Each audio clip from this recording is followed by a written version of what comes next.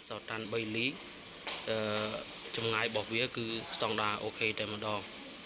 bàประเภท machine พงគឺវាមានប្រភេទខុសគ្នាបាទមានប្រភេទ Pegasus បាទមានប្រភេទ Yuki ថ្ងៃនេះខ្ញុំនឹងមកប្រាប់បងប្អូនពីបាទរបៀបថ្លឹងម៉ាស៊ីនផុងបាទហើយខ្ញុំមានវីដេអូដាក់ឲ្យបងប្អូនមើលនៅខាងក្រោយប៉ុន្តែមុននឹងចេញវីដេអូឲ្យបងប្អូនមើលគឺខ្ញុំមកបញ្យល់បងប្អូនបន្តិចបាទម៉ាស៊ីនផុងគឺវាមានច្រើនស៊េរីបាទដូចជាម៉ាស៊ីនផុងបាទ Pegasus បាទ Yuki របៀបថ្លឹងគឺខុសៗគ្នាបាទរីឯចម្ងាយជ្រើការនោះវិញគឺ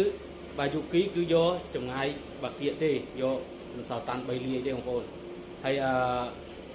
Pegasus អីនោះបាទគឺយកបាទសូវតាន់ចម្ងាយ4លាយបាទអញ្ចឹងបងប្អូនកុំយល់ច្រឡំបងប្អូនណា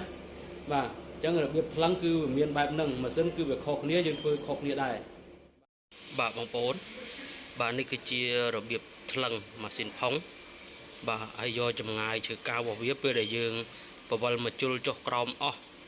បាទចម្ងាយជ្រើការរបស់វាសោតាន់3លីមកបងប្អូនហ្នឹងហើយសោតាន់3លី